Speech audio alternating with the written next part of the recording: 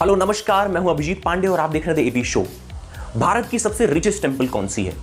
भारत के मंदिरों से कितनी वेल्थ लूटी गई और भारत की सबसे इंपॉर्टेंट वेल्थ क्या है, इसी के बारे में बात करेंगे इस वीडियो में। तो देखिए इस वीडियो को, सब्सक्राइब कीजिए हमारे चैनल को, लाइक कीजिए इस वीडियो को और शेयर कीजिए अगर आपको अच्छा लगे।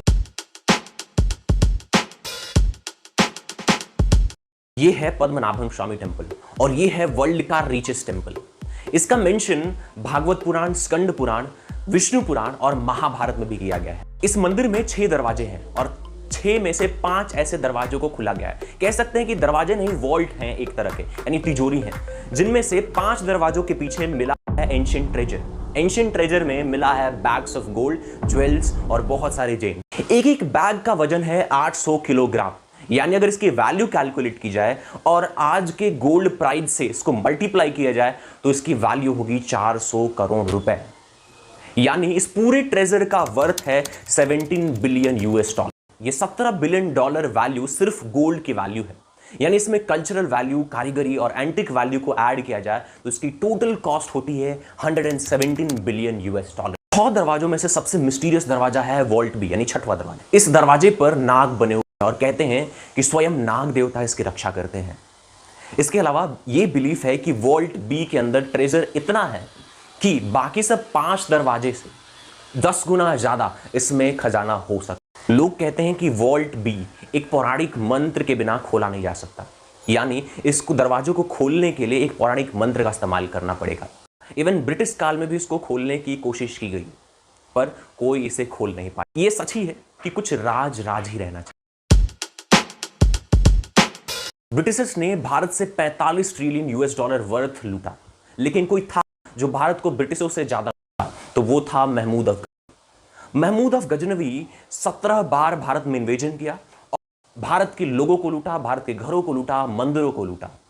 उसे एक रूथलेस इन्वेडर कहा जाता था और उसकी मंदिरों को तोड़ने की आदतों की वजह से उसे आइडल ब्रेकर भी कहा जाता। सोमनाथ एक ऐसा ही टेंपल है जिसे 17 बार तोड़ा गया। महमूद अफ गजनवी ने सोमनाथ से वहां के गोल्ड आइडल्स, ज्वेल्स, वहां से प्रीसियस डायमंड जैसे कि रूबी को लूटा और वहां के शिवलिंग को। यह बात है 1000 साल पहले की, जब सोमनाथ पे पहली बार इन्वेजन हुआ और रातों ही रात 480 करोड़ वेल्थ गायब हो गया। और यही नहीं, 16 बार और इन्वेजन हुए और इसका प्रूफ हमें मिलता है फिर नाम की एक हिस्टोरियन की किताब में, जहां पे उन्होंने लिखा है कैसे 5 गोल्ड आइडल्स वहां से लूटे गए, जिनमें रूबी जेम्स की आंखें बनी हुई थी और इनमें से एक रूबी जेम की कीमत थी 50,000 दिनार, यानी आज के 1,21,42,000 रुपए, सिर्फ एक रूबी जेम। लेकिन कुछ प्रकार की ऐसी संपत्ति होती है जिसे लूटी नहीं जा सकती। बड़े बड़े लुटेरों के नजदीक रहकर भी वो उनकी डिस्ट्रक्शन से कोसों दूर रहती है और ऐसा ही एक एग्जाम्पल है इलोरा केव का कैलाश टेंपल। ये एक वर्ल्ड हेरिटेज साइट है, यानी भारत का नहीं पूरे विश्व का धरोहर है। लेकिन क्यों? नॉर्मली बिल्डिंग कैसी बनाई जाती है? ईंटों को, पत्थरों को एक के ऊपर एक रखकर। लेकिन कैलाश टेंपल दुनिया का लार्जेस्ट टेंपल है जो एक सिंगल रॉक को कार्व करके बनाई गई। हमारे एंसेस्टर्स ने ये पूरा टेंपल अपने हाथों से बनाया है। How amazing is that? एक गलत बात और पूरा मेहनत बर्बाद। आज 1200 साल बाद हम इस परफेक्शन को इजीली देख पा सकते हैं और इस टेंपल में ऐसा लगता है कि इसे 3D प्रिंट किया गया। आर्कियोलॉजिस्ट मानते हैं कि ऐसा मार्बल बनाने के लिए 100 साल भी काफी कम पड़ जाता है, लेकिन ये पूरा मंदिर 18 साल में बनकर तैयार हो गया। इसे सिर्फ बनाना ही मुश्किल नहीं था, इसे तोड़ना भी मुश्किल था।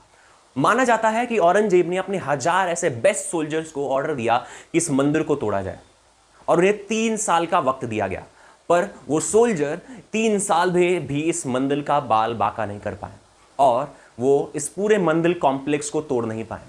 कैलाश टेंपल एक ऐसा ही प्रूफ है कि कुछ चीजें लूटना बड़े बड़े लुटेरों के लिए भी मुश्किल हो जाता। लोग समझते हैं कि इंडियन टेंपल सिर्फ वर्शिप का प्लेस है, लेकिन ये आधा सच है।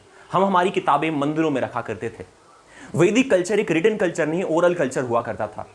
मंदिरों में बचपन से ही बच्चे वैदिक ज्ञान लिया करते थे और दुनिया भर के ट्रैवलर्स मंदिरों में रिलीजियस मोटिव से नहीं, एजुकेशनल मोटिव से रहा करते थे। और ये हमारी ऐसी वेल्थ है जो खुशी खुशी बांटी जाती है।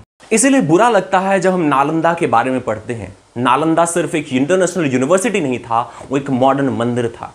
जिसके लाइब्रेरी को धर्मकुंज कहा जाता था, जिसका लिटरल मीनिंग है माउंटेन ऑफ नॉलेज। जब बख्तियार खलजी ने नालंदा को लूटा तो उसने वहां की सबसे इंपॉर्टेंट संपत्ति को भी लूटा, वहां की लाइब्रेरी। दुनिया की ऐसी किताबें जो सिर्फ यहां हुआ करती थी वो जलकर राख हो गई। कहते हैं ये आग 3 महीनों तक जलती रही। हम ऐसे देश में रहते हैं जहां हमें बचपन से सिखाया जाता है कि किताब पे हमें पेन से नहीं पेंसिल से लिखना चाहिए। अगर हमारी किताबों पर जरा सी दाग लग जाती है तो हमें बुरा लगता है, क्योंकि नॉलेज ही है जो हमारे देश का सबसे बड़ा विरासत है और सबसे बड़ी वेल्थ है, और ये इस वेल्थ को हमें प्रोटेक्ट करने से हमें फर्क पड़ता है। That is it for today. If you enjoyed watching this video, subscribe to the channel, like this video, and comment down your views, your topics you want me to tell you in the next video. Thanks a lot.